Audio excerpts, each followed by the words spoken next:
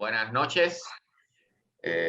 Estamos comenzando una nueva experiencia dentro del grupo de Frontline. Es este desfile celeste al que hemos llamado de esta forma precisamente porque queremos hacer como un recorrido por algunos de los objetos más interesantes de nuestro cielo y del universo. Vamos a empezar por un lugar bastante cercano aquí a la Tierra, a nuestras casas, y nos vamos a ir alejando poco a poco en el universo, adentrando en sus misterios. Entonces, tenemos un grupo interesante de divulgadores con gran experiencia que nos van a acompañar y nos van a introducir uno o varios de estos objetos o de estos fenómenos que estamos seguros les van a interesar muchísimo a ustedes. Entonces, esta actividad la estamos celebrando específicamente por el momento en que estamos, que se denomina Semana Mundial del Espacio. Es un evento patrocinado por las Naciones Unidas y que se celebra anualmente, del 4 al 10 de octubre, que tiene que ver, por supuesto, con la fecha del lanzamiento del primer satélite artificial hasta la firma del Acuerdo Internacional sobre Leyes Espaciales, que fue en el año, si mal no recuerdo, fue en el 61, o fue alrededor de los años 60. Y precisamente entonces se hace una convocatoria para que todas aquellas personas que se dedican a la astronomía hagan actividades de divulgación en todo su país, en todos los países, en sus localidades, y sean reportadas a la sede de esta organización que se llama Semana Mundial del Espacio. Ustedes pueden buscar su sitio web, que por supuesto es en inglés, pero pueden encontrarlo allí, y si realizan cualquier tipo de actividad, pues pueden reportarla como parte de actividades celebradas durante esta fecha. Entonces, vamos a compartir la pantalla. Aquí les voy a mencionar quiénes son las personas que están trabajando en esta actividad. Ok, vamos a tener, aquí está el orden en que vamos a participar. Zulma Valdés desde Bolivia, Ricardo Sánchez desde Argentina, Julio Vanini desde Nicaragua, que bueno, es nicaragüense pero está en Perú. El que les habla, Carlos Heredero desde Miami, Alejandra López y Alfredo López, que están en México, y Jorge Alberto Alba González y su papá, que están ahí presentes desde México también, con un video al final para presentar un objeto muy curioso. Entonces, vamos a comenzar, para no demorar más esto, con Zulma, con un tema muy interesante y que llama mucho la atención cada vez que ocurre un fenómeno de estos. Se menciona mucho en la radio, en la televisión, y a veces las personas están un poco perdidos con cómo participar o cómo observar este tipo de fenómenos. Así que adelante, Zulma. Muy buenas noches. Gracias por permitirme participar en este desfile celeste al ser parte de Frontline. Vamos a empezar hablando sobre lluvia de meteoros, lo que precisamente Carlos decía que es bastante atractivo. Para poder hablar sobre lluvias de meteoros hay que diferenciar un poquito lo que es meteoroide, meteoro y meteorito, que son lo mismo pero en tres momentos diferentes, ¿no es cierto? Entonces un meteoroide es una pieza ya sea de roca o de restos metálicos que viajan en el espacio exterior y también lo hacen alrededor del Sol en distintas órbitas y a distintas velocidades. Cuando ese meteoroide atraviesa la atmósfera, va a quemarse o va a deshacerse en algunos casos. Y es precisamente ahí donde va a adquirir un brillo. Y es lo que nosotros lo conocemos como estrella fugaz.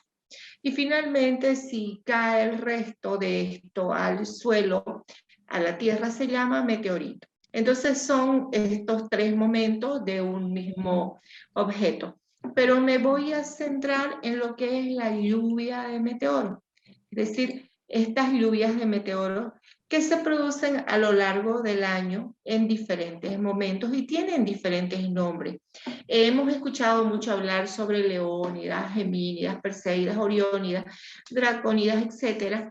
¿Y por qué reciben este nombre?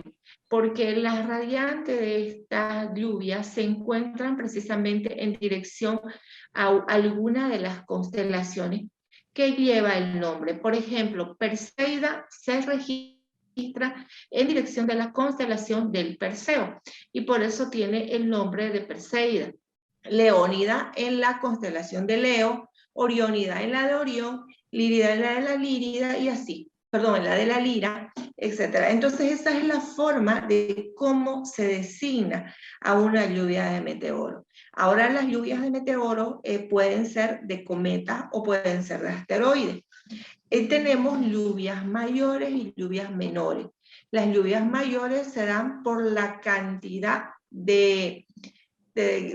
o sea, de meteoros que caen, la cantidad de meteoros que son visibles. Ya esas serían las mayores. Y las menores son las que cuando se ven en menor cantidad. Por ejemplo, tenemos las más conocidas, las más comunes en ambos hemisferios, podrían ser las leónidas, que se producen en noviembre, y son los restos del cometa Tempel-Tuttle. Tenemos las líridas, que son de abril, y que son del cometa Tirchal. Las oriónidas, que están próximas, se registran más o menos entre el 20 de octubre en adelante, son muy visibles en el hemisferio sur, y son restos del cometa Halley, ¿ya? Y en esta época también se producen las Eta Aquarias, perdón, no es en esta época, este mismo cometa se producen las Eta Aquaridas, pero es en otro momento.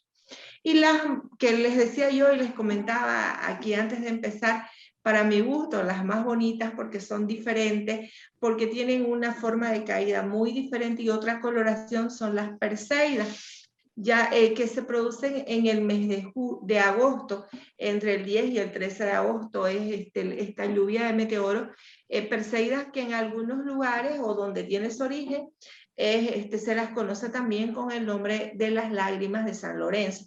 Esa es otra historia, ¿no? Pero es que son conocidas estas lluvias de meteoros. Ahora también tenemos, entre las otras lluvias de meteoros de asteroides, las gemínidas, que son en diciembre, que provienen del asteroide 3200, o conocido también como asteroide Phaeton. En el mes de agosto, ya el asteroide 2008 produce una lluvia menor llamada Kappa Cygniris, que es otra de las lluvias de asteroides. Y las Táuridas del norte, que se dan en octubre, se originan del asteroide 2004 TG10. Y esas son las Táuridas del norte. En cambio, las Táuridas del sur son una lluvia de meteoros producidos por cometas. En este caso, tienen el mismo nombre porque se registran cerca de la constelación o con visibilidad de la constelación del Tauro. Entonces, en el norte, producida por el asteroide 2004 TG10, y en el sur producidas por el cometa Encke. Entonces, en este caso, esas son las lluvias de meteoros que nosotros vemos y que, bueno, tienen diferentes destellos. Para poder observar mejor una lluvia de meteoros, se recomienda que en lugares como nosotros vivimos generalmente en ciudades, mi persona igual vive en una ciudad de las más con mayor contaminación lumínica en mi país. Entonces se recomienda irse a lugares alejados, a lugares donde no haya contaminación lumínica para poder ver esta lluvia, las lluvias de meteoros. Y también un fenómeno, o sea, un astro que nos hace ahí, nos perjudica en una lluvia de meteoros es la luna. Tenemos que ver si no hay luna llena cercana para poder ver. Ahora también la hora de las lluvias de meteoros también es determinante, ¿no? Oriónidas se registran más o menos alrededor de la medianoche aquí en el hemisferio sur. Entonces lo que hace que se pueda ver o se pueda apreciar esta lluvia con mayor claridad. En cambio, Perseidas, que a mi gusto, vuelvo a repetir, son de las más bonitas, se registran al amanecer. Entonces también no siempre es muy bonito el panorama para poder despertarse y ver. Entonces eso es con esto he querido comenzar en este desfile celeste sobre la lluvia de meteoros.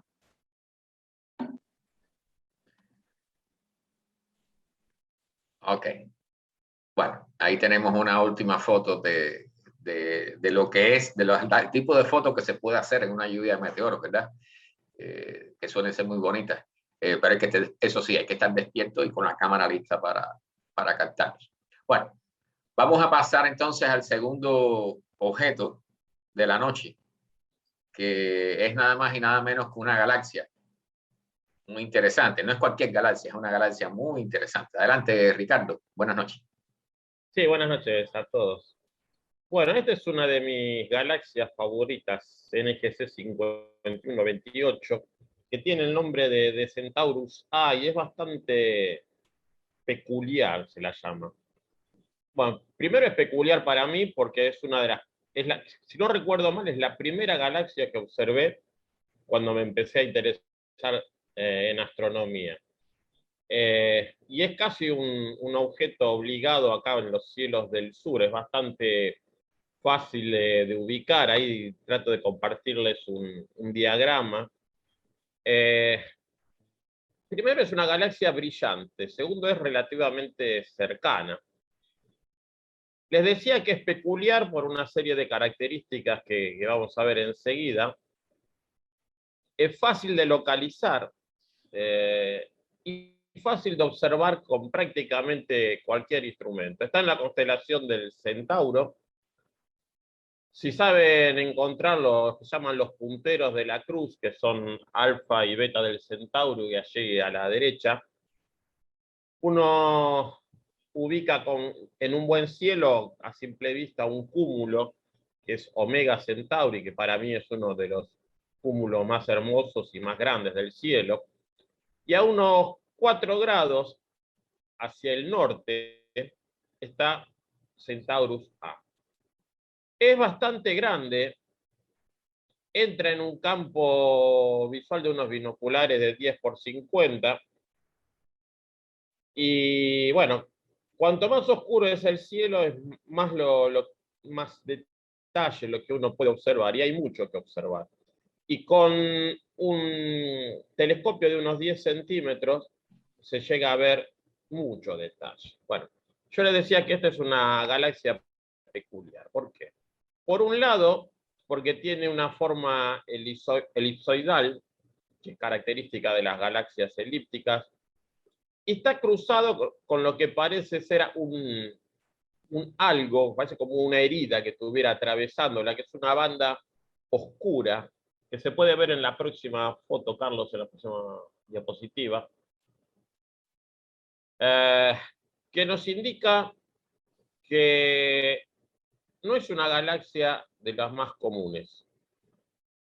¿Por qué? Bueno, porque parece que son dos galaxias en colisión.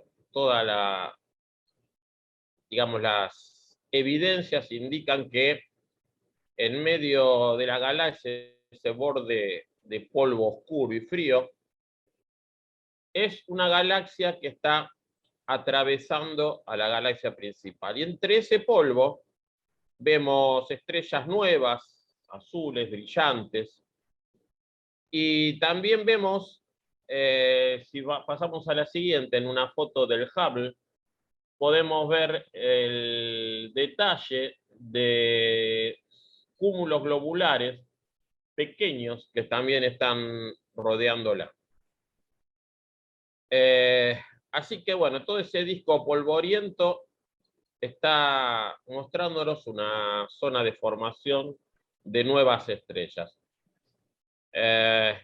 Probablemente hay indicios que señalan que la galaxia que la está atravesando es una espiral o una irregular, y uno ve eso en los rastros de que no es como una línea, sino que está como retorcida la banda oscura, que se ve todavía en más detalle en la siguiente imagen, que es en el infrarrojo. Esta imagen que tomó el telescopio espacial Spitzer, digamos que es lo que terminó de convencer a los astrónomos de que es una galaxia en colisión. Ahí se ve el halo elíptico de estrellas viejas, que es prácticamente invisible en otras longitudes de onda, y parece ser, según las mediciones que se han hecho, que la colisión comenzó a tener lugar hace unos 300 millones de años, cuando aquí en la Tierra todavía estábamos en el Carbonífero. Piense que esta galaxia, que es extraordinaria desde varios puntos de vista, se encuentra a casi 13 millones de años luz, o sea, lo estamos viendo como era hace 13 millones de años. Es uno de los objetos favoritos de los astrónomos, y la verdad que es muy interesante de observar en detalle. Ahora, ¿de dónde viene el nombre de Centaurus A? Bueno, eso me lleva a mí a apreciarla por otro motivo. En la imagen que sigue podemos ver una imagen que se ha obtenido, pero con radiotelescopios, que es también una de las cosas que yo hice radioastronomía hace muchos años, y uno de los desafíos era encontrar este objeto que se había descubierto que emitía fuertes ondas de radio, y realmente con un radiotelescopio no demasiado grande también se puede llegar a detectar, como un punto brillante, pero que sí se puede detectar. Y en esta imagen que estamos viendo, que es una composición de imágenes en rayos X, óptico e infrarrojo, se puede ver ese jet que la atraviesa, que sale desde el centro de la galaxia. Es una galaxia activa. Los radiotelescopios muestran que esa radiación viene de dos chorros de materia que se mueven casi a la velocidad de la luz y que salen simétricos del centro de la galaxia en direcciones opuestas y se extienden y retuercen por cientos de miles de años luz e interactúan con el gas intergaláctico. Para que tengan una idea de las dimensiones, la parte visible de la galaxia, la que uno puede observar con un telescopio, es apenas un poquito menor que el diámetro de la Luna, de medio grado. Hace poco se descubrió, o se confirmó, mejor dicho, lo que ya se sospechaba, que esa emisión en ondas de radio provienen de un monstruoso agujero negro que hay en su interior, más grande aún del que existe en nuestra Vía Láctea. Y a diferencia del nuestro, que es más tranquilo, digamos, este es mucho más activo, muestra esos chorros relativistas y mucha actividad en rayos X y en ondas de radio. Es lo que se conoce con el nombre de AGN, que son las siglas en inglés de núcleo galáctico activo.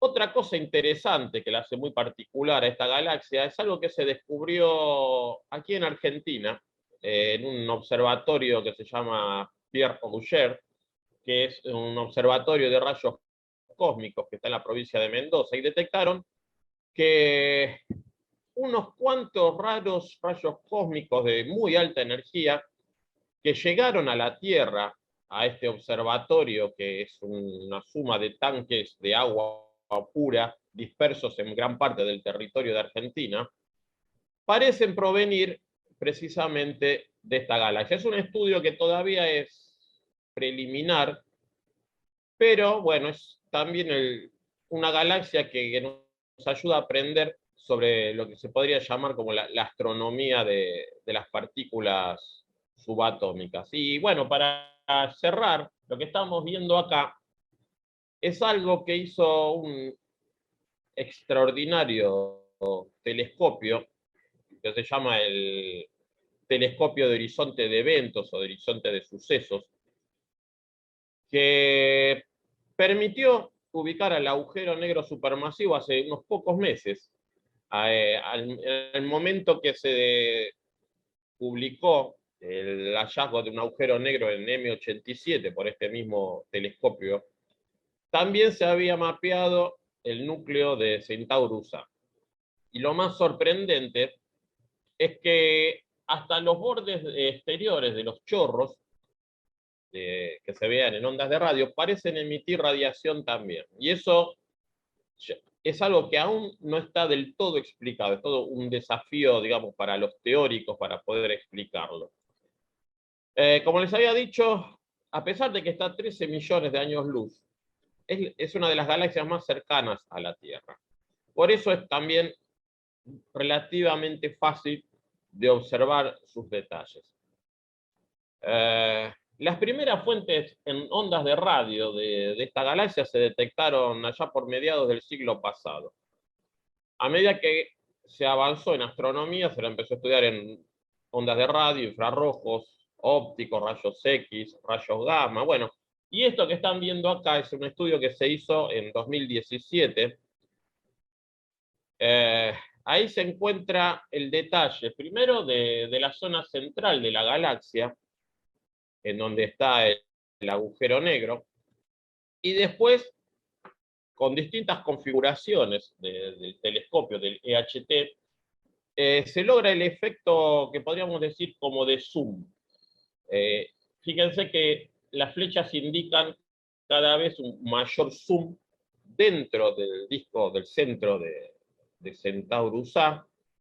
El EHT es una suma de varios telescopios que están distribuidos en muchos países, en España, Chile, México, Hawái, Arizona y hasta en el Polo Sur.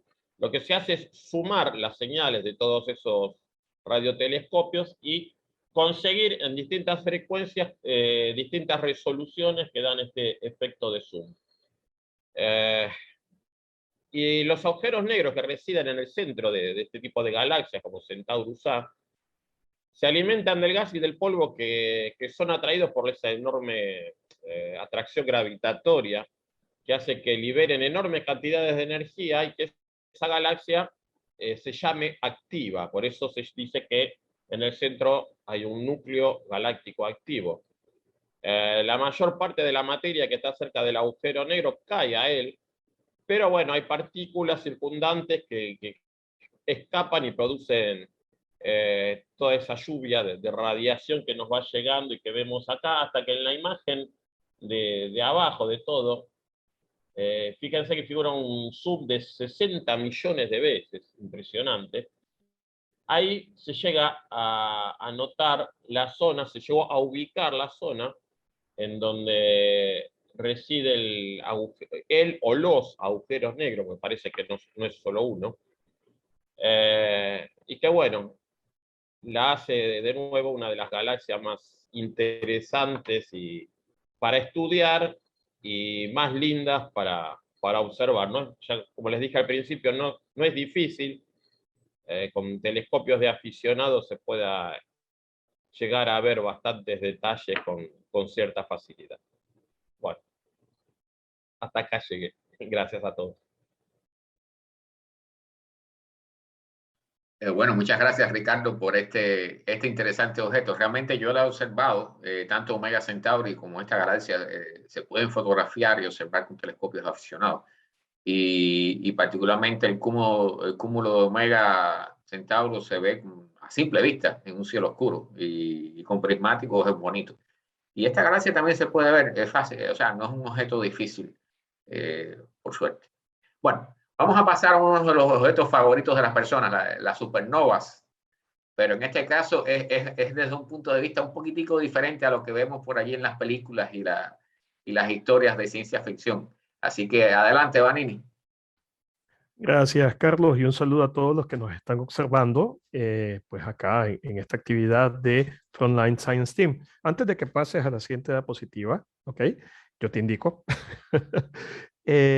Como mencionas muy bien, las supernovas han cautivado prácticamente la imaginación de muchos, especialmente en esas películas de ciencia ficción en donde se ven que explotan, envían a las estrellas o qué sé yo, en muchas series, ¿no? Y que es una explosión catastrófica, y en realidad lo es. Es uno de los elementos más violentos que tiene nuestro universo. Y pues tenemos la suerte de que estos eventos ocurren más o menos en promedio en una galaxia como la nuestra, se estima en cada 100 años más o menos habrá una, ¿no? Y se han observado desde la Tierra supernovas presentes en nuestra galaxia, que al final han producido objetos muy bonitos, como por ejemplo la famosa nebulosa del Cangrejo, que es el objeto Messier número 1, que pues esa supernova fue visible, si mal no recuerdo, en el año 1000, ¿no? Por los chinos y eso. Entonces, y fue impresionante. Y así han habido, digamos, a lo largo de la historia de la civilización, del registro histórico humano, se han visto muchas supernovas, y los chinos, inclusive los Anasazis, que es una tribu indígena que ya desapareció en Estados Unidos, han registrado eventos como tal, ¿no? Y bien, las supernovas, hay distintos tipos de supernovas. Y hay una muy en particular que se conoce como tipo 1A, que sirve o ha servido como candela estándar para ayudarnos a determinar distancias a lo largo del universo, ¿ya? Y pues el universo es vasto, es inmenso, hay miles de millones de galaxias en todos lados y prácticamente es tanta la cantidad que si uno pues se dedicara un poquito a tener un poquito de paciencia, a analizar datos y eso, no sería muy difícil encontrar una supernova ocurriendo en una galaxia lejana. Pueden ocurrir en galaxias no tan lejanas como la que mencionaba Ricardo hace poco, Centaurus, que está apenas a unos 14 de años luz, pero también pueden ocurrir en galaxias muy, muy lejanas. Y esta en particular, la supernova 2021 WUF o la 2021 WUF, ha tomado lugar o ha sucedido en una galaxia ubicada a unos 140 millones de años luz. Imagínate, o sea, Centauro A la puedes ver con prismáticos para poder observar la galaxia progenitora donde se encuentra esta supernova que ha ocurrido. Necesitas ya un telescopio un poquito más responsable, ¿no? Y ¿cómo nos damos cuenta si ocurre una supernova? Si avanzamos a la siguiente, por favor. Gracias. Aquí en el recuadro, no, retrocede una, que me adelantaste. Ahí. En la imagen, Carlitos, te me estás viendo los controles. Gracias, ahí estamos. En estas dos imágenes tenemos una en el recuadro pues cuadriculado, donde tenemos ese óvalo verde. Ese óvalo verde encierra a la galaxia NGC 6500 o 6500. Esa galaxia está a 140 millones de años luz según se ha medido, ¿no? La galaxia que está arriba es la NGC 6501 o 6501 y pues ambas ocupan ese campo visual. De hecho hay otras galaxias por ahí cercanas, pero estas dos están ahí. ¿Cómo nos damos cuenta que ha ocurrido una supernova? Bueno, una supernova es prácticamente la explosión violenta de una estrella. Y es tanta la cantidad de energía que libera en poco tiempo, ¿ya? Que el brillo de esta estrella que está explotando, de esta explosión, es tal que puede llegar a brillar tanto o más que la galaxia misma que la contiene, ¿ya? Si nos fijamos en la fotografía de la izquierda, que fue tomada no hace mucho por aquí su servidor y un colega astrónomo peruano de acá también, podemos observar en el recuadro y podemos comparar esa estrella que no está originalmente presente en la imagen de la derecha. Esa estrella que está ahí, ese circulito que aparece ahí, es la imagen de la supernova como tal. Antes no estaba y ahora sí está. Y esta supernova ocurrió o se descubrió el 28 de agosto pasado. Es reciente. ¿Ok? Y debido a su análisis que hemos estado realizando, fotografías que se han estado haciendo por muchos astrónomos, tanto profesionales como aficionados en todo el mundo, pues ya se han determinado sus características y sabemos que es una supernova de tipo 1A. ¿Ya? Si avanzamos, por favor. Gracias.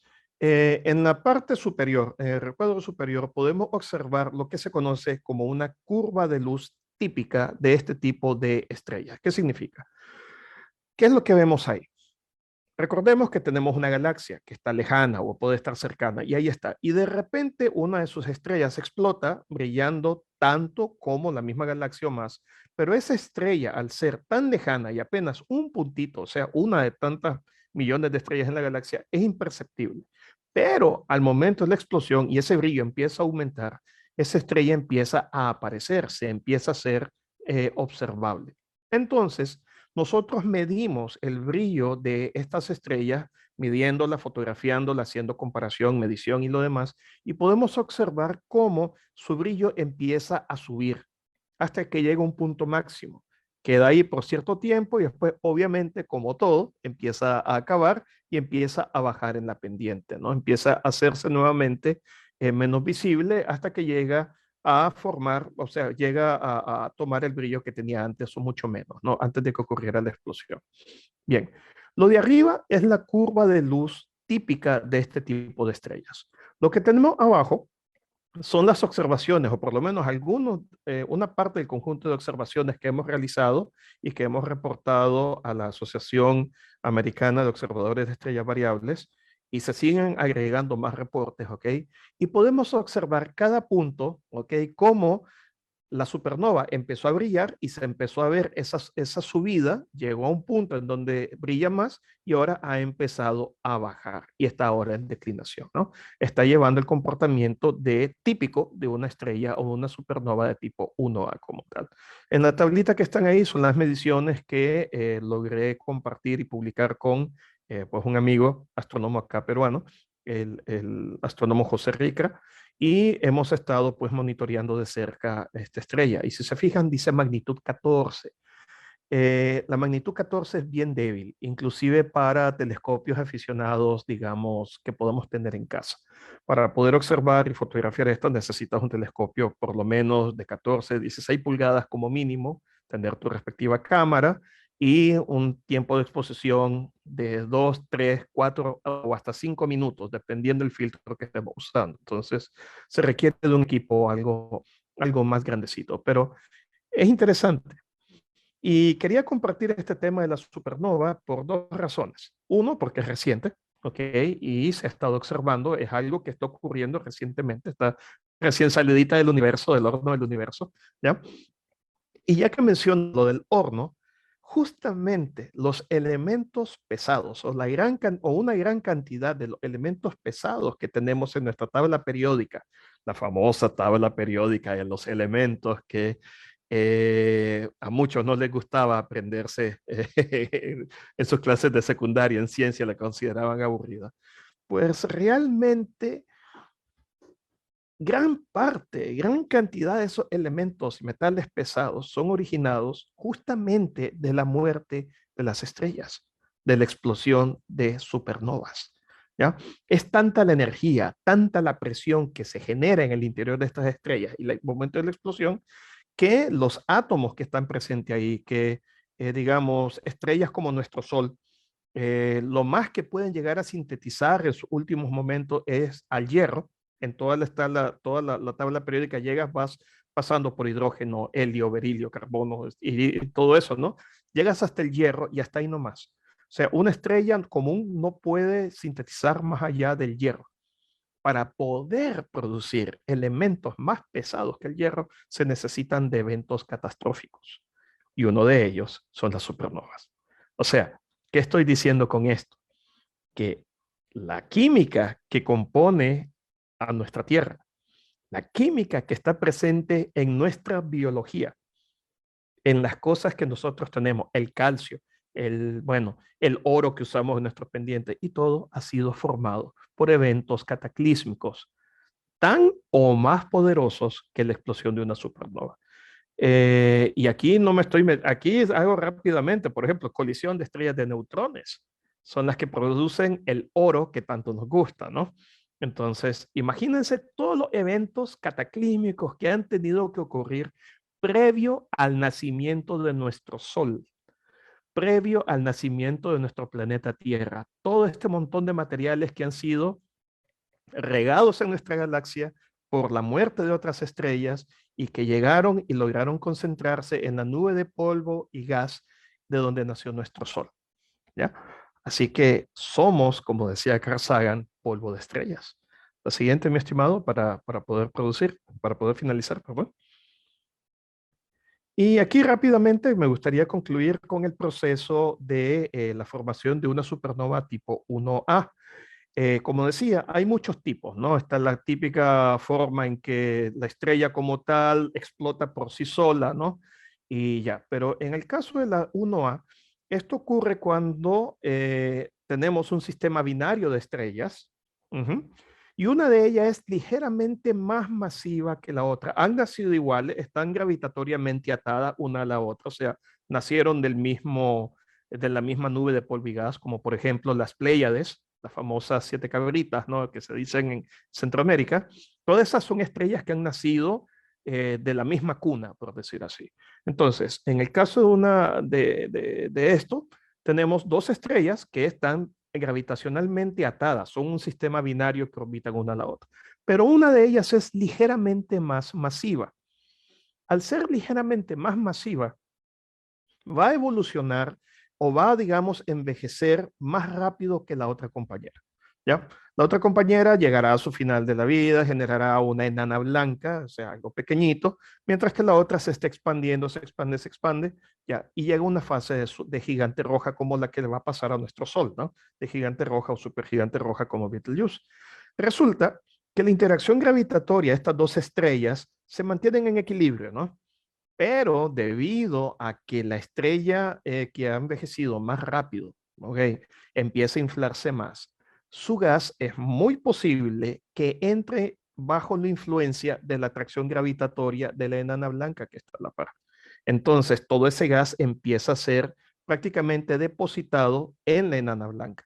Y sucede en una manera tan y tan rápida que no se quema, por decirlo así. Vamos a poner ese término, porque en realidad, pues, en el espacio no hay fuego, ¿verdad? Pero digamos, logra quemarse de una manera tan rápida que genera la explosión como tal. ¿Ya? Obviamente, pues esto hace que el sistema binario se descomponga, las dos estrellas salen por cada quien por su lado, ¿ya? Pero ocurre justamente por eso. El material de la gigante roja cae sobre la estrella enana blanca de una manera tan rápida y tanta cantidad que desestabiliza a esa estrellita y la hace reventar. ¿Ya? Y eso ocurre en procesos prácticamente idénticos. Todas las estrellas de tipo 1A les pasa exactamente lo mismo y brillan con la misma intensidad. Eso es lo que nos sirve a nosotros poder utilizarla como candela estándar, unidad de medida lumínica estándar para poder determinar las distancias que hay o dónde ocurren, ¿no? Y mientras más lejana sea, digamos, esta supernova y sabemos exactamente cuánto podemos esperar que se disminuya su brillo, pues podemos entonces hacer un pequeño cálculo ahí y determinar con bastante precisión qué tan lejana está esa galaxia. En este caso, la NGC 6500, que ya se manejaba, que estaba a unos 140 millones de años luz, pues esta estrella está sirviendo para confirmar esa distancia y terminar de calibrar las cosas. ¿Ya? De eso trata la astronomía. Y bien, de eso les quería contar, de este suceso recientemente salidito del horno del universo que nos ha regalado. Gracias, Carlos. Bueno, muchas gracias, Vanini. Realmente el tema de las supernovas, si nos ponemos a hablar sobre eso, podemos dar una conferencia solamente sobre el tema de las supernovas y resulta siempre muy interesante. Bueno, ahora me toca el turno a mí. Lamentablemente tengo que presentarme yo mismo. Les voy a introducir un objeto muy curioso que también es una galaxia parecida a Centauros A, la que presentó Ricardo, pero en este caso es Messier 87. O sea, Messier es un catálogo creado por un francés que estaba molesto con las cosas que le aparecían en el cielo y que no eran cometas porque era un cazador de cometas, y entonces decidió crear un catálogo precisamente para evitar confundir esos objetos, esas nebulosas pequeñas que se veían en el cielo con cometas nuevos. Entonces, esto que ven aquí es una foto de un cúmulo de galaxias, y sé que, bueno, van a preguntar por qué esos circulitos negros en la imagen, y eso es un método que se usa en la astronomía profesional, o sea, eliminan las estrellas que están, que son parte de nuestra galaxia y que salen en el fondo del cielo y molestan, por ejemplo, para observar a galaxias lejanas. Entonces, las borran prácticamente para poder hacer ciertas mediciones y ciertos trabajos en las galaxias que se ven en el fondo del cielo. En este caso, M87 es la galaxia que está a la izquierda abajo, que como pueden ver, incluso si se fijan bien, van a poder ver en el centro, en la parte más brillante, hay como un rabito o una línea blanca que sale de ese núcleo brillante, y de eso vamos a hablar también un poquitico. ¿Okay? Es muy interesante, este es uno de los objetos más interesantes del cielo. Aquí vemos un acercamiento de M87, y aquí ya se puede ver mucho mejor esa línea blanca que en realidad es un jet, o sea, un chorro de gas que sale disparado desde el núcleo de la galaxia.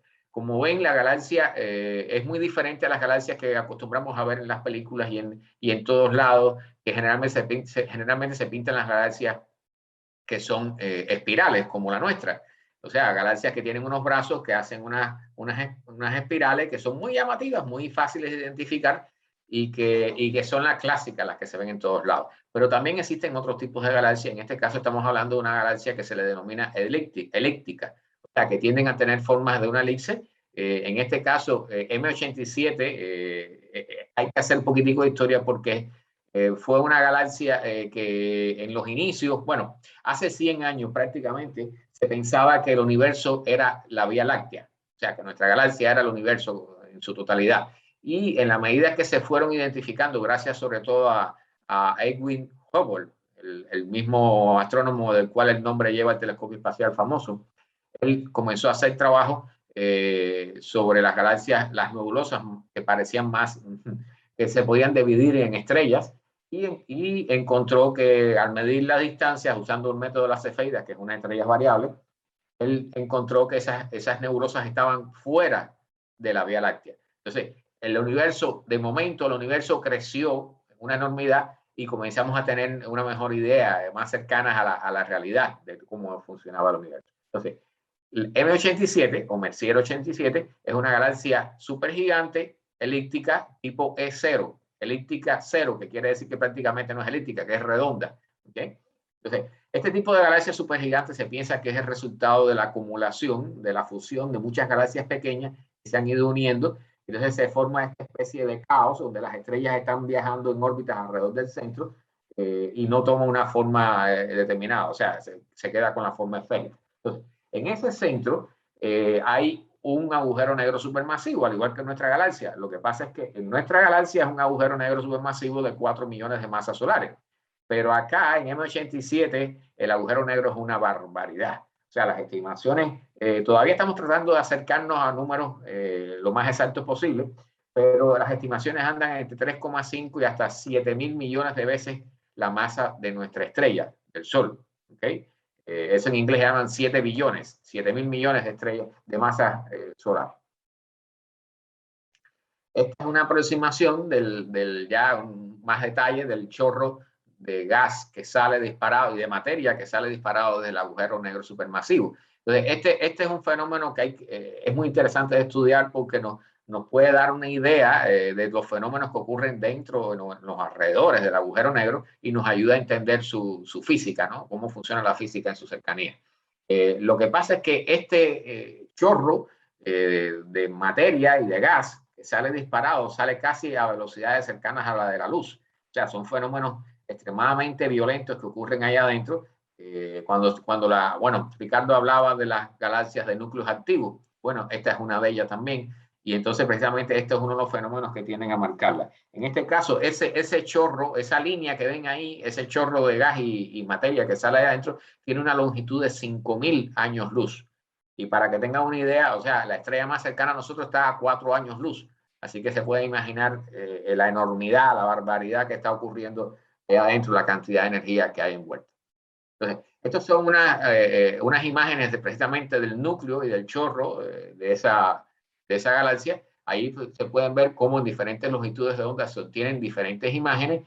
Y aquí abajo, en la parte, ese anillito que se ve ahí abajo, amarillo, naranja, rojizo, es la famosa foto, la primera foto de un agujero negro que se ha hecho en la historia y que fue precisamente en esta galaxia, en M87. Entonces, allí pueden ver cómo desde el óptico hasta en ondas de radio se pueden ver diferentes fenómenos y diferentes partes del chorro de gas y materia que sale disparado desde el centro de esta galaxia.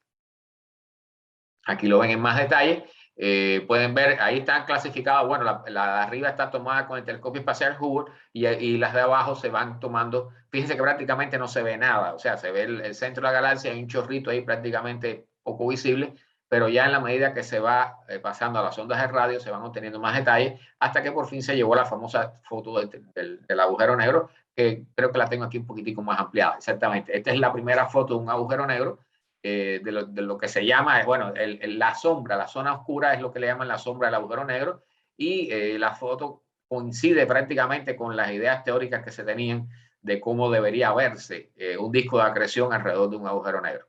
Aquí pueden verlo y hay una foto, la última que sacaron, es algo hermoso realmente, eso que parece un remolino en realidad se ha tomado en cuenta la polarización de la luz para determinar las líneas del campo electromagnético en esa zona alrededor del agujero negro. Entonces eso va a ayudar a revolucionar los estudios sobre los agujeros negros. Y por supuesto uno de los objetivos es el propio agujero negro de nuestra galaxia, la Vía Láctea.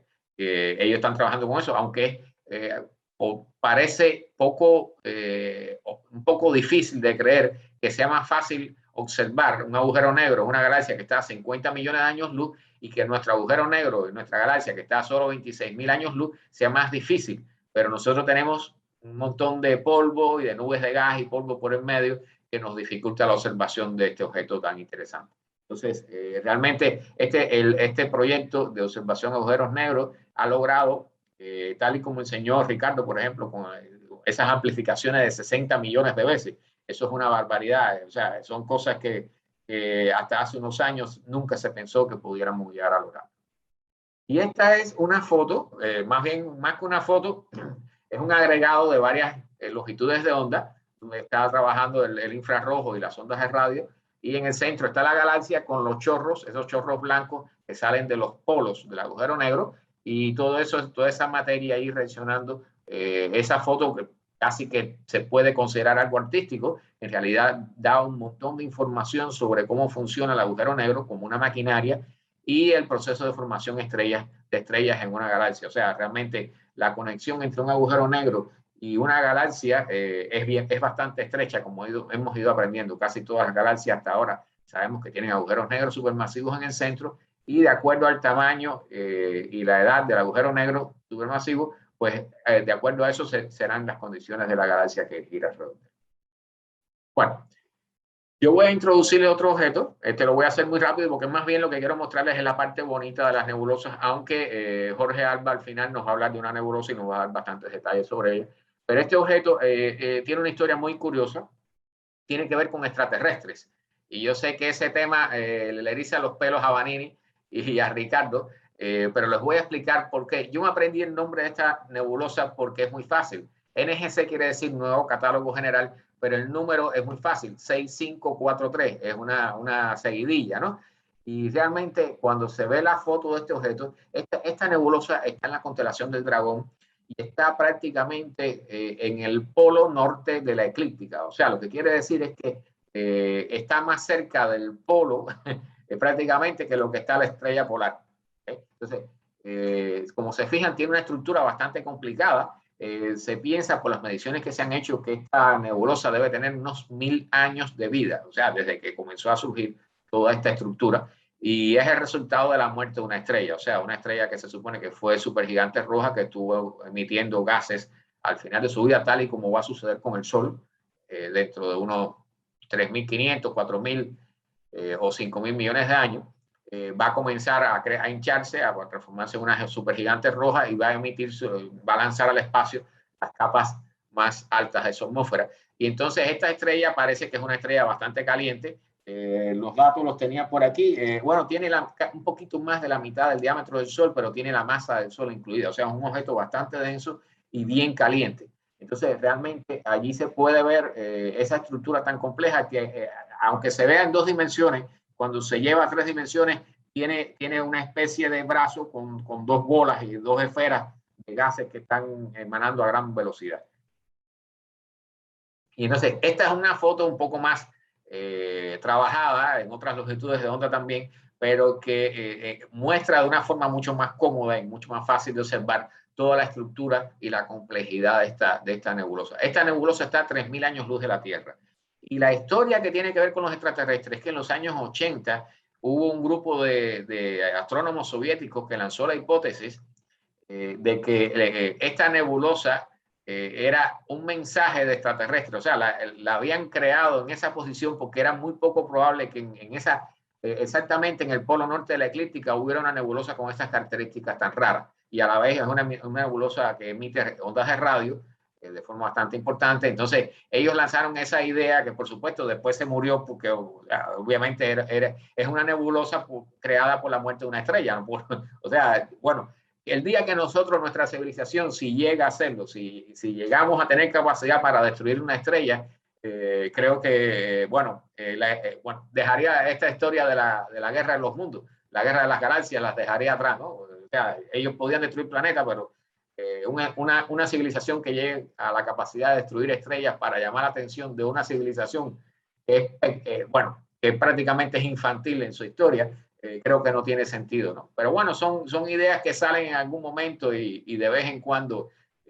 No sé si recuerdan que hubo un astrónomo soviético también que lanzó la idea de que las lunas de Marte eran huecas y eran artificiales.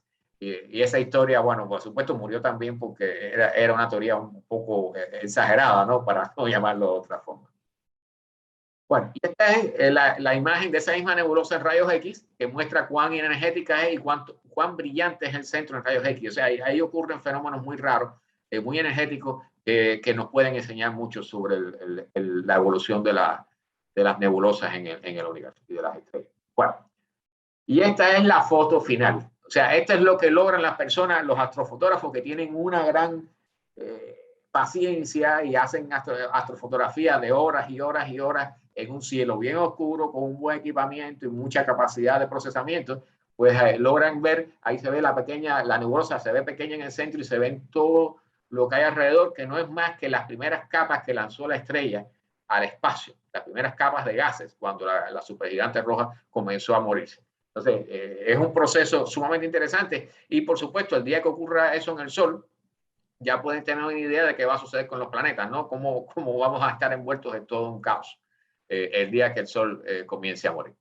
Entonces, no sé si tenemos a Alejandra y Alfredo, les voy a ceder la palabra porque ellos tienen dos objetos muy interesantes. El primero es la nebulosa de Orión, que es uno de los objetos más fáciles y más bellos de observar en el cielo, sobre todo en la parte sur del cielo, pero que es visible incluso desde el hemisferio norte. Adelante, Alejandra. Así es. Bueno, no sé si puedas poner, por favor, la primera lámina de mi presentación. Yo soy Alejandra López. Pues nosotros estamos uniéndonos a esta plática desde México. Y pues les traigo pues esta nebulosa que, como decía Carlos, es de las más observadas porque es muy fácil identificarla, es muy fácil también verla, no necesitamos grandes instrumentos ópticos para poderla ver, para poderla apreciar. Para empezar, se puede ver a simple vista incluso desde cielos con cierta contaminación lumínica. Nosotros la hemos visto desde Ciudad de México, que es una ciudad que tiene una cantidad de luz, pero impresionante. Y pues podemos verla fácilmente con unos binoculares pequeños, con un pequeño telescopio. Puede ser vista de una manera pues bastante satisfactoria, ¿no? Esta foto que les estoy mostrando yo aquí, pues precisamente la tomamos nosotros. Es una foto que nosotros hicimos porque también practicamos la astrofotografía. Y bueno, a la nebulosa de Orión también la conocemos como Messier 42 porque forma parte de este catálogo, del catálogo Messier. También se le llama M42 o en el catálogo NGC se le conoce con el número de 1976. Es una nebulosa difusa situada al sur del cinturón de Orión. Si ubicamos la constelación, abajo de los 3 Reyes Magos tenemos a la espada. Entonces está justo al sur de los 3 Reyes Magos. Es una nebulosa de las más brillantes que existen y puede ser observada a simple vista sobre el cielo nocturno, incluso en cielos, les decía, con contaminación lumínica. Esta nebulosa está situada a 1350 años luz de nosotros y posee un diámetro, imagínense, aproximado de 24 años luz. Es una nebulosa realmente enorme. Es uno de los objetos astronómicos más fotografiados, examinados e investigados. Forma parte de una inmensa nube de gas y polvo llamada Nube de Orión, que se extiende por todo el centro de la constelación y contiene también otros objetos astronómicos muy interesantes, como son la cabeza de caballo, la flama. Tenemos también allí la nebulosa M78, la de Mairán y el bucle de Barnard, que también son objetos muy bonitos. que algunos no son observables con el telescopio, o al menos con los de aficionados, no. En este caso, para poderlas apreciar en todo su esplendor, tendríamos que hacer astrofotografía para poder revelar la belleza de estos objetos. Se forman estrellas a lo largo de toda esta nebulosa, desprendiendo gran cantidad de energía térmica, precisamente por eso. Y el espectro que predomina en la nebulosa es el infrarrojo. En esta imagen que tenemos en la lámina del lado derecho, ¿me puedes cambiar la lámina, por favor? Carlos. En esta fotografía fue tomada precisamente por el Hubble. Y pues vean la belleza, los colores, todo este gas que está formando esta nebulosa. En el centro, no sé si logran identificar. ¿Me puedes pasar a la otra lámina, por favor, Carlos? Esto. Podemos apreciar un asterismo que comúnmente la conocemos con el nombre del trapecio. Es un cúmulo abierto de reciente formación. Y pues aparentemente podemos resolver o podemos ver 4 estrellas, pero resulta que 2 de ellas son estrellas binarias y hacen un total de 6 estrellas.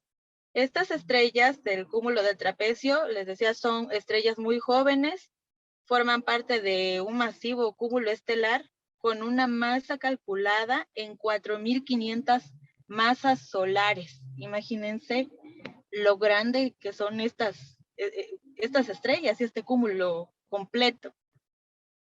Ok, ¿me puedes cambiar la lámina, por favor, Carlos? Ok. Ahora, lo que tiene, ¿por qué ha sido tan estudiada esta nebulosa? Pues resulta que lo que pasa es que la nebulosa de Orión es un ejemplo de una incubadora estelar. En esta nebulosa están naciendo prácticamente nuevas estrellas. El polvo cósmico las forma y a medida que se van asociando debido a la atracción gravitatoria de todo este polvo, es que va dando forma o nacimiento de estas nuevas estrellas. Las observaciones de la nebulosa han demostrado aproximadamente 700 estrellas en diferentes etapas de formación. Por eso es que se vuelve un objeto muy atractivo para todos los científicos, porque ahí podemos encontrar ejemplos ¿cómo les diré? De las diferentes etapas de la vida de una estrella. O sea, si queremos encontrar un lugar donde podamos encontrar estrellas recién nacidas, que ya están un poco más formadas, y poder observar, ¿no? O investigar todo esto, pues es la nebulosa de Orión. Observaciones más recientes del telescopio Hubble han descubierto que la mayor concentración de estos discos protoplanetarios se encuentran precisamente en esta nebulosa, revelando 150 de estos discos. Y se considera que están en una fase de formación equivalente a las primeras etapas de la formación del sistema solar. Hagan de cuenta que en esta nebulosa también podemos nosotros descubrir como datos de la propia formación de nuestro sistema solar. Es aquí donde nosotros podemos observar cómo es que se formó el nuestro, a través de la observación de los discos protoplanetarios que se encuentran en esta nebulosa. Y pues recordemos que las estrellas se forman a partir de todo este gas que se encuentra en las nebulosas. Cuando el hidrógeno y otros elementos se acumulan en una región del espacio donde se contrae debido a su propia gravedad. A medida que el gas se colapsa, el agrupamiento central atrae cada vez más y más partículas y la masa va aumentando hasta que el gas se calienta a una temperatura suficiente como para poder convertir todo esto en energía potencial gravitatoria o en energía térmica. Si la temperatura continúa aumentando, se inicia un proceso de fusión nuclear. Es aquí cuando arranca la estrella, por así decir, ¿no? Y pues alrededor de estas estrellas, todo el material que queda es lo que da formación a otros planetas. Imagínense qué interesante es observar todos estos procesos dentro de la nebulosa. Y bueno, en estas imágenes podemos ver una panorámica de la nebulosa de Orión. La fotografía que sigue es una fotografía del interior de la nebulosa. Y la foto más pequeñita nos muestra precisamente uno de estos discos protoplanetarios. O sea, se ve muy curioso, ¿no? Cómo se ve, cómo se está empezando a formar un pequeño sistema allí. ¿Me puedes cambiar la lámina, por favor, Carlos? Y bueno, su ubicación, les decía, es muy sencilla. Casi todos ubicamos fácilmente a la constelación de Orión en el cielo. Lo único que tenemos que hacer es observar a los 3 Reyes Magos, las 3 Marías, el cinturón de Orión, que en realidad ese es su nombre. Y abajito del cinturón de Orión, al sur, tenemos aparentemente otras 3 estrellas, pero la de en medio es la que corresponde a la nebulosa de Orión. Así que ahora que ya vienen estos cielos, al menos aquí para nosotros que ya empieza a verse la nebulosa de Orión, pues ojalá y todos tengan oportunidad de alzar los ojos hacia el cielo y poder ubicar a la nebulosa de Orión. Y pues eso es lo que yo les quería compartir y el objeto que decidí pues presentarles. Muchas gracias. Muchas gracias, Alejandra. Muy buena la presentación. Realmente la nebulosa de Orión es, bueno, ahora comienza a ser visible prácticamente ya en las primeras horas del amanecer, ¿no? Y, de hecho, ya a medianoche ya empieza a asomarse ahí tantito en el horizonte. ok. Sí, al amanecer, pues ya lo tenemos en el cenit, al menos acá. Nosotros cuando empieza a salir el sol, está justo en el cenit. Ok, entonces ya estamos. Bueno, esta es una constelación de invierno en la parte norte del planeta, ¿no? O sea, de las que son visibles durante el invierno nuestro y durante el verano del hemisferio sur. Pero realmente es un objeto fácil de localizar, muy llamativo y se puede disfrutar con prismáticos. Es una maravilla los colores que se ven ahí. Exactamente, sí, eso es lo que también pues gusta, ¿no? Casi a todos, de que es muy fácil de poder observar esta nebulosa con un telescopio pequeño. Ya se le pueden ver hasta colores. Sí, cierto. Sí. Ok, pues entonces bueno, cedo vamos aquí a cederle la palabra entonces a Alfredo, que está al lado tuyo seguramente, ¿verdad? Sí, aquí está. A ver. Para que él nos introduzca el otro objeto, que es uno de los más, bueno, es una galaxia también, pero tiene una particularidad que la hace totalmente diferente a todas las demás. Adelante, Alfredo. Así es, ¿cómo están? Muy buenas noches. Yo soy Alfredo González y pues tengo el placer y el honor de estar contribuyendo con esta plática tan interesante. Y pues yo les voy a platicar sobre la galaxia de Andrómeda, que como bien dice Carlos, tiene muchas particularidades interesantes. Así es que si podemos empezar con la siguiente lámina, por favor, Carlos. Ok, aquí tenemos una foto de la famosísima galaxia de Andrómeda. Primera galaxia, única galaxia que se puede ver a simple vista. Es la única galaxia, el único objeto de espacio profundo de este tipo que podemos observar en una noche muy despejada. La ubicación, por favor, en la siguiente lámina. La ubicación de esta galaxia, como podemos ver, tomando como punto de partida Casiopea, que en la mitología griega era madre de Andrómeda. Si tomamos las 3 estrellas que parecen una flecha, la vamos a ver en el lado derecho, nos señala directamente hacia M31, como es conocida también esta galaxia.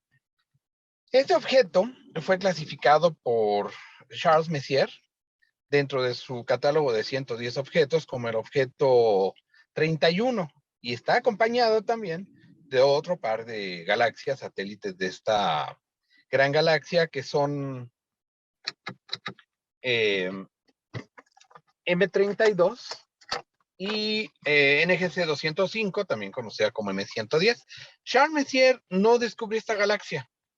Él lo único que hizo fue clasificarlas, ponerles nombre de manera arbitraria, porque no, él lo único que quería hacer era su catálogo, y entonces estas galaxias recibieron esta nomenclatura, M110.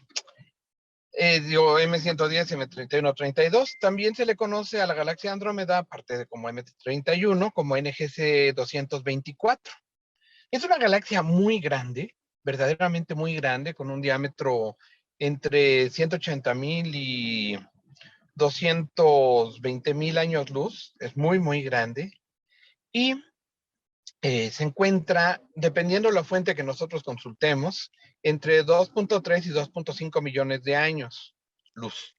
¿Qué quiere decir esto? Que le estamos viendo como era hace tantos millones de años. Esos fotones tardaron mucho en llegar a nosotros y apenas estamos viendo ese pasado, como realmente era. Es uno de los objetos más fotografiados, junto con la nebulosa de Orión, de los objetos que más nos gustan a los astrofotógrafos, porque tiene la particularidad de podérsele encontrar muchas características. Podemos ver anillos de polvo, podemos encontrar también cúmulos que son bien interesantes, ya esos con unos equipos mucho más grandes. Y tenemos también que es parte, junto con la Vía Láctea y junto con M33, del grupo local, que está formado por 33 estrellas, siendo estas tres últimas las más grandes. Andrómeda es una es una galaxia que originalmente se conocía como una nebulosa. Antes de existir el concepto de galaxia, que fue acuñado a principios del siglo pasado, se creía que era una nebulosa que se encontraba dentro de la galaxia de la Vía Láctea. Posteriormente, y gracias a Hubble, que Carlos lo citó hace un momento, Hubble encontró por ahí una estrella, unas variables que permitió determinar la distancia real y que no estaba dentro de lo que era nuestra galaxia, sino que se encontraba muchísimo más lejos. De hecho, antes de acuñarse el término galaxia, se conocían como universos isla. Posteriormente se acuñó el nombre de galaxias para lo que ahora conocemos como estas agrupaciones inmensas, de polvo, gas, estrellas, hoyos negros en el centro, en el núcleo, objetos de todos tipos. Ahora, ¿qué tiene de interesante? Si podemos ver aquí en la siguiente lámina, por favor, Carlos, podemos ver a Andrómeda en diferentes longitudes de onda. En la parte superior derecha, podemos ver el infrarrojo, una cantidad de color, una cantidad de calor impresionante. En rayos X, abajo de esta, podemos ver muy poquitas características, únicamente los objetos que emiten el núcleo, rayos X, en esta longitud de onda. En el centro podemos ver la combinación de ambos, tanto de infrarrojo como rayos X. En la parte superior izquierda vamos a encontrar lo óptico, que es lo que nosotros podemos ver. Desafortunadamente nuestros ojos ven muy poquito de todo el espectro electromagnético. Y en la parte inferior izquierda vamos a encontrar la mezcla del infrarrojo con los rayos X y con el óptico, lo cual nos forma una imagen muy, muy bonita, muy, muy llamativa, mucho más allá de lo que podemos ver aquí en la imagen óptica, que es lo que nos permiten nuestros pobres ojos, que son una maravilla, pero pues que estamos limitados a lo que la naturaleza para lo que nos sirven, simplemente. Y pues los aprovechamos para ver estos grandes objetos. Esta galaxia se encuentra acercándose a nosotros, o tal vez nosotros acercándonos a ella, porque recuerden que todo en el espacio se mueve, todo es relativo también dependiendo de nuestro marco de referencia. Entonces podemos decir, como somos muy egocentristas, que se nos está acercando Andrómeda a una velocidad de 300 kilómetros por segundo. ¿Qué quiere decir esto? Que dentro de unos 5,000 millones de años, nuestras galaxias van a volverse una, van a comenzar a interactuar, ya están interactuando gravitacionalmente, pero van a comenzar a fusionarse. Y más allá de lo que podemos pensar como grandes choques de estrellas, grandes fusiones, etcétera, recordemos que el universo es un lugar muy vacío y las estrellas se encuentran a distancias muy grandes unas de otras. Entonces, lo que va a pasar es que va a haber efectivamente algunos choques. Es imposible que entre tantos miles de millones de estrellas no se encuentren algunas, pero lo que va a ocurrir es que van a formar una galaxia nueva que ya se le ha dado por ahí el nombre de Lactómeda, en fusión de la Vía Láctea con Andrómeda. Esto va a ocurrir cuando nuestro sistema solar ya no esté como lo conocemos. Nuestro Sol tiene una vida media le quedan 5,000 millones de años. Esta fusión se va a llevar a cabo pasaditos los 5,000 millones de años, entonces, pues va a ser muy difícil que nos toque verlo. Sin embargo, si existiera humanidad todavía que hubiera pasado hacia otros planetas, otros sistemas solares, pues tal vez tengamos la oportunidad de ver cómo se ve cada vez más grande Andrómeda a medida que se va acercando. Que dicho sea de paso, su tamaño angular es de 4 grados. O sea, estamos hablando de 8 lunas llenas, para que nos demos una idea. Cuando lo observamos a través de los binoculares, podemos ver una mancha muy difusa, que es el núcleo.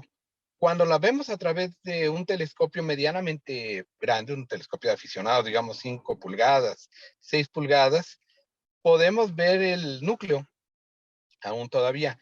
A partir de aperturas más interesantes como 8 pulgadas hacia arriba, podemos ver detalles más grandes en las nebulosas, en la galaxia, sus nebulosidades, sus anillos de polvo, sus anillos de gas, pero lo maravilloso que se ve es cuando nosotros hacemos astrofotografía y podemos ver todos los detalles maravillosos que tiene esta galaxia. O sea, es verdaderamente increíble verla la primera vez. Una vez que la ve uno, queda prendado de ella. De hecho, Astronomía Andrómeda, que es nuestro grupo, tiene el nombre en honor a esa gran galaxia. Otra cosa que también podemos ver es que posee Andrómeda el doble de las estrellas que tiene la Vía Láctea. Siempre se dijo que era una galaxia gemela de la Vía Láctea. Pues sí, más bien su hermana mayor, bastante más grande. Se encuentran muchos cúmulos globulares, como había comentado yo hace un momento. Por ahí anda una fotografía, no la subí en la presentación, en donde se ven los cúmulos que están repartidos a lo largo y ancho de la galaxia. Posee muchas estrellas viejas, pero muchas estrellas viejas que van desde el orden de los 100,000 hasta el millón de estrellas, que son muchas más de las que posee la Vía Láctea. Y se cree que Andrómeda se formó como colisión con otras galaxias. De hecho, tenemos las dos galaxias que la acompañan, M110 y M32, que posiblemente lleguen a ser parte algún día también de Andrómeda. O sea, todo está en movimiento, el pez grande se come al chico y en este caso la galaxia grande se come a la chica. Entonces posiblemente llegue a pasar esto. Ahora, si pasamos por favor a la siguiente lámina, y la que sigue, por favor, pues vamos a ver aquí una imagen. La siguiente, por favor, Carlos. Gracias. Vamos a ver en el lado derecho superior una representación artística, porque en internet luego circula la leyenda urbana de que esa foto es auténtica. Realmente es con fines de ilustración, en donde podemos ver el medio grado que mide nuestra luna, en una luna llena. Aquí la podemos ver con su luz cenicienta. Entonces podemos ver perfectamente el círculo de la luna, el diámetro de la luna, que es medio grado, pero si la comparamos con Andrómeda, son 8 lunas las que caben ahí. Es un objeto maravilloso, muy grande. Visto desde la Tierra, pues nos da esa perspectiva. Imaginen cuando se vaya acercando, se va a ver mucho mejor. Para poderla ver a simple vista requerimos, como muchos otros objetos de espacio profundo, e incluso, como mencionaban hace un momento, con las lluvias de estrellas, necesitamos cielos muy oscuros. En cielo, por ejemplo, de Ciudad de México es imposible verla a simple vista. La podemos ver con binoculares, la podemos ver con un telescopio, pero a simple vista la vamos a ver únicamente en lugares muy oscuros, que también a veces aprovechamos los astrofotógrafos para hacer nuestras fotos. Ahora, dentro de la galaxia de Andrómeda tenemos un agujero negro supermasivo en el centro, como casi en todas las galaxias, y además cuenta 26 negros por allí, 26 agujeros negros, perdón, repartidos allí en toda la galaxia.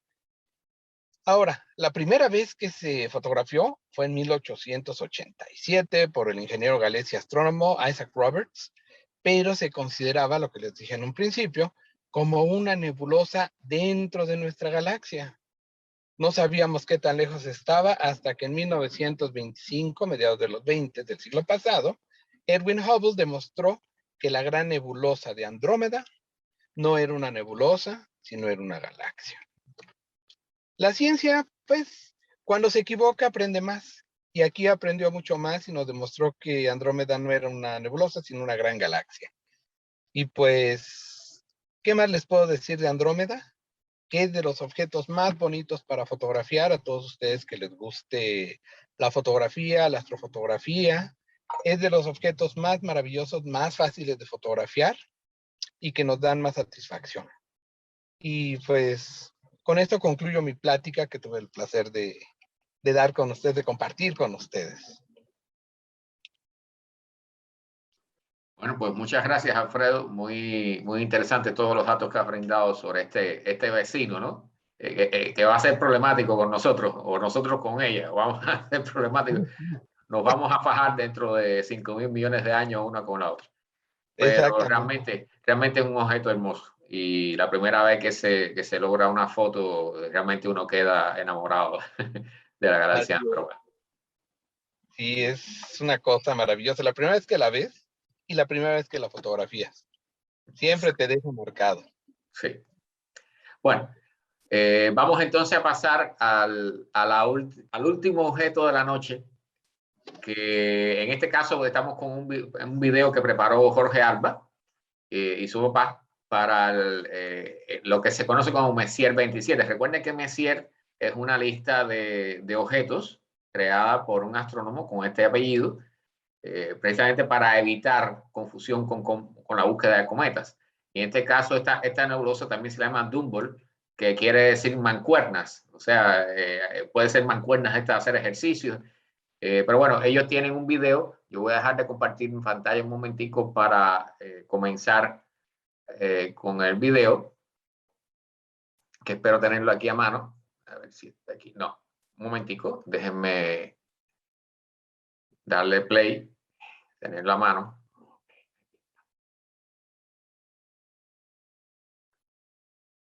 Para compartirles el video que ellos presentaron. Incluir el sonido.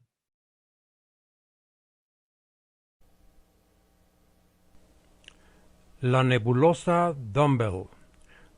Una presentación del ingeniero Jorge Alba.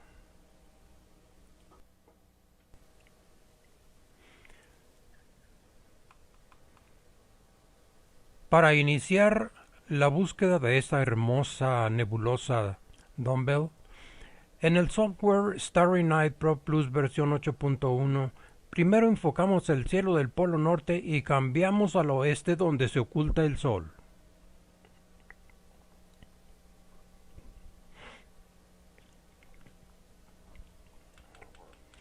En el software programamos las 8 p.m. En la ciudad de Chihuahua, la nebulosa Dumble se hace visible alrededor de las 8:43 p.m. a unos 82 grados sobre el horizonte sureste. El campo de visión o campo de perspectiva FOV es la extensión del mundo observable en un momento dado. El círculo verde de mis binoculares 10x50 enmarca una porción de 5.5 grados del cielo nocturno y comenzamos a visualizarla. Se ubica en el punto del cenit más alto del cielo, al oeste. Esta nebulosa está a solo 6 grados y 11 minutos de separación angular respecto al cenit. La mejor manera de encontrarla es buscándola 3 grados al norte de la estrella Eta Sagitta. La M27 alcanza su punto más alto en el cielo a las 8:03 minutos p.m., 84 grados sobre el horizonte sur. Continuará siendo observable hasta alrededor de la 1 de la mañana.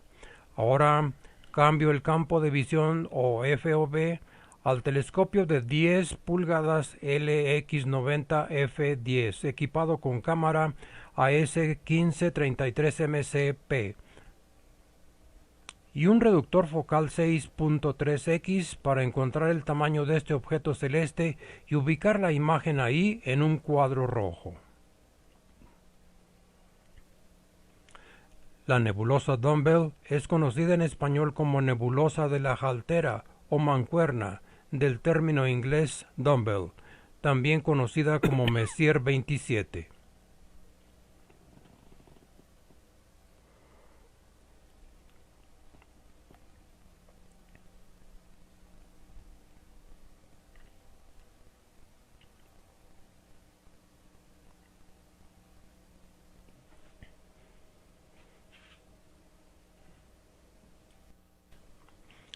Equipos de astrofotografía.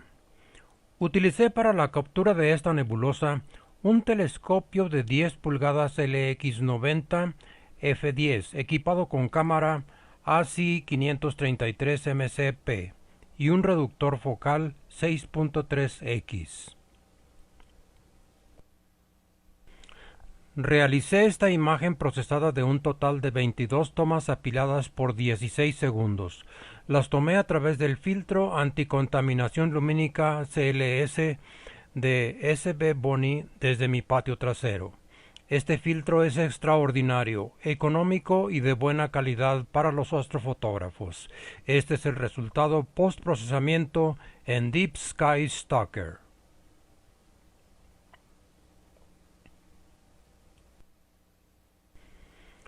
Lo edité en Photoshop para ajustar el contraste, color y reducción del ruido en esta imagen procesada para el resultado final.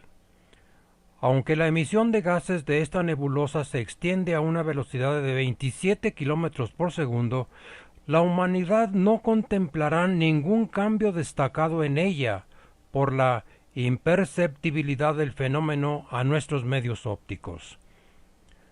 Las nebulosas planetarias es material inerte proveniente de estrellas de masa baja, como nuestro Sol. Al final de la vida de una estrella de este tipo, la fusión cesa en su núcleo, lo que permite que la estrella colapse bajo la autogravedad y expulse sus capas externas, formando una esfera de gas que rodea el núcleo caliente, dando como resultado una estrella enana blanca. En el siglo XVIII, el afamado astrónomo francés Charles Messier notó la presencia de algunos objetos nebulosos en el cielo nocturno. La M27 fue la primer nebulosa planetaria en ser descubierta. Habiéndoseles tomado erróneamente por cometas, Messier empezó a compilar una lista de ellas de manera que otros no cometiesen el mismo error. Con el tiempo, esta lista llegó a incluir 100 de los más fabulosos objetos en el cielo nocturno. Para la observación visual aficionada, mejor aún, usando un telescopio de gran apertura y un filtro anticontaminación lumínica oxígeno 3, Ultra High Contrast, UHC, o Ultra Black de Orión.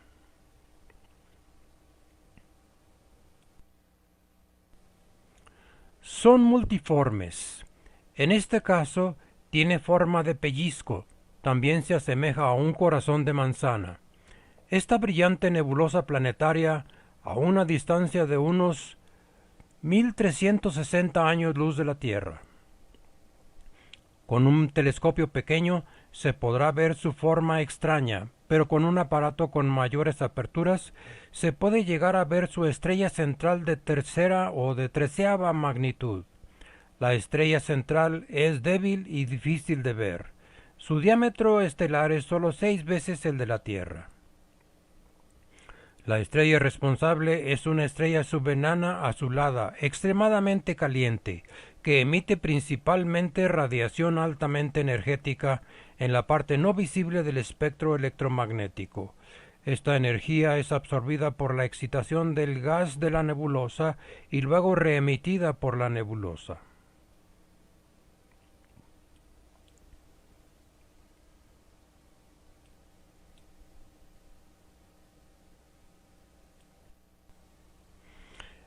Esta imagen en negativo de la dumbbell permite observar sus gases diferentes. Ubicada dentro del plano ecuatorial, esta nebulosa es esencialmente una estrella moribunda que ha estado expulsando una capa de gas caliente al espacio durante aproximadamente 48.000 años. La nebulosa Dumbbell contiene múltiples capas de gas que se alejan de la estrella central a diferentes velocidades. Una capa de oxígeno se mueve hacia afuera a 15 kilómetros por segundo, mientras que una capa de nitrógeno más rápida se expande a una velocidad de 30 kilómetros por segundo. Debido a la alta temperatura de la estrella, emite radiación ultravioleta que fija el gas radiante, creando un collage de azul, rosa y rojo. El color dominante, el azul, proviene del oxígeno, pero la mayor parte del gas es hidrógeno, que pinta algo del rojo. Donde el azul y el rojo se mezclan, hacen un color rosado.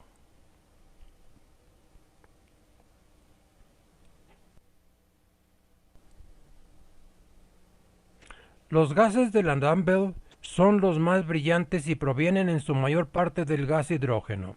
El oxígeno y el hidrógeno son vitales para la vida, pero ninguno surgió en las nebulosas planetarias. En cambio, el oxígeno provino de estrellas que explotaron, mientras que el hidrógeno emergió al universo desde las etapas génesis del Big Bang. Imagen de la nebulosa Dumbbell en la luz de hidrógeno alfa. Tipo de filtro: hidrógeno alfa o HA de la marca Astronomic. Astronomic 12 con longitud de 12 nanómetros.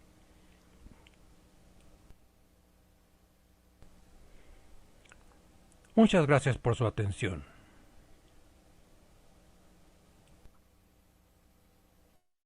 Bueno, muchas gracias. Excelente material, bien condensado y con una excelente foto con el telescopio que le ha sacado muy buenas fotos a ese telescopio. Realmente ha sido, es todo un éxito. Yo creo que es el telescopio más conocido ahí en la zona de México, ¿no? Sobre todo por la tarea de divulgación que ustedes realizan. Entonces, bueno, ¿quieres revisar, Zulma? A ver, tenemos algunos comentarios en Facebook. A mí me llegaron algunas preguntas. Vanini se nos cayó por problemas de conexión. Y no sé si Ricardo quisiera responder una de las preguntas en lo que Zulma revisa los comentarios. Una de las preguntas que me llegó por mensaje es si pudieran haber supernovas cerca de la Tierra.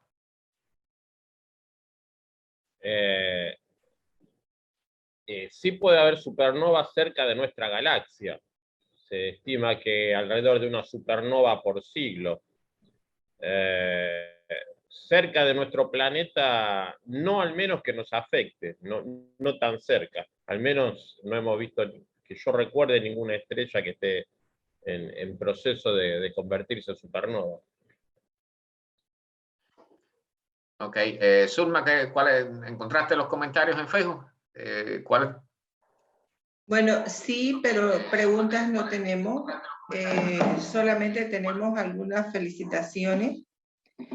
Como es el caso de Costa Rica, saludos a Verónica Cornejo, que desde Costa Rica nos manda saludos a todos y nos manda también felicitaciones. Consuelo Domínguez lo mismo, nos dice muy interesante la charla y nos manda felicitaciones a todos los expositores. Roberto Araya, igual, gracias a todos los expositores por la valiosa información, fantástica y muy interesante.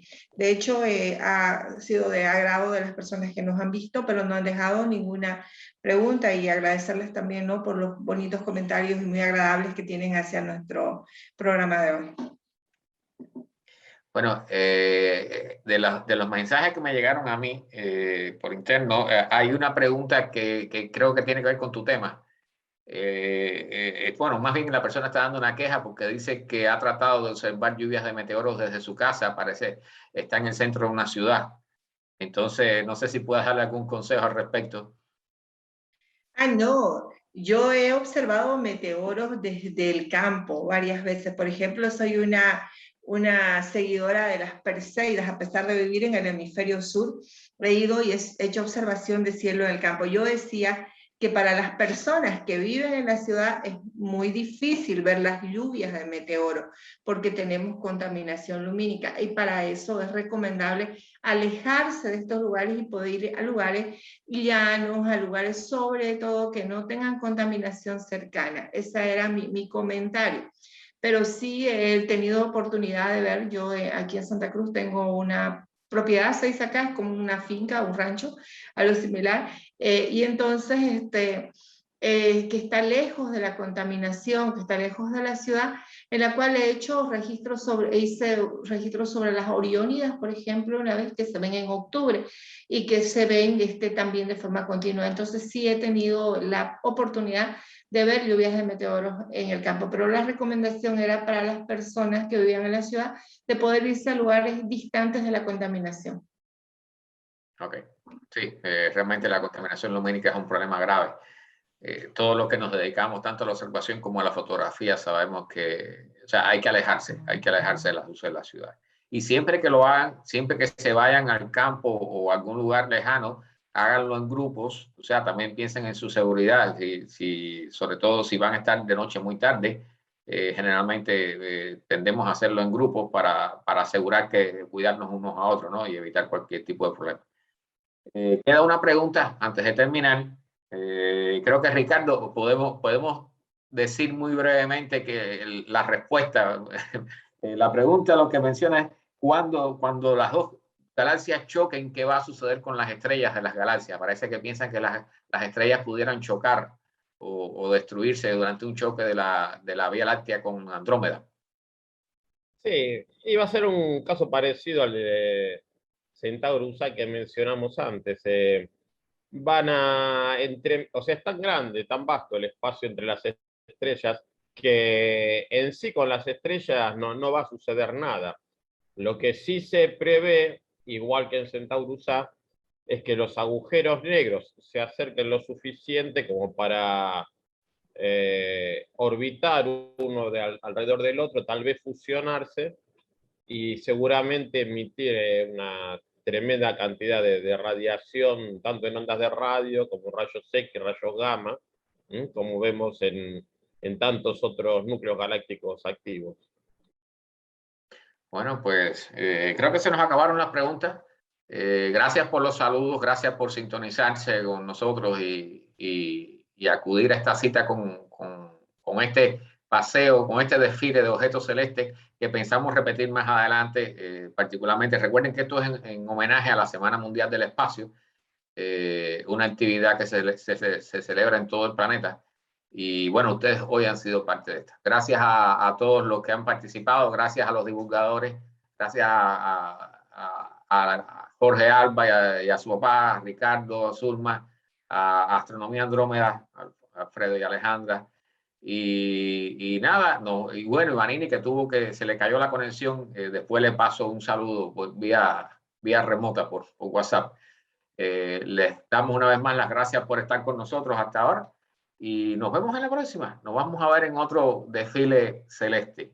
Muchas gracias.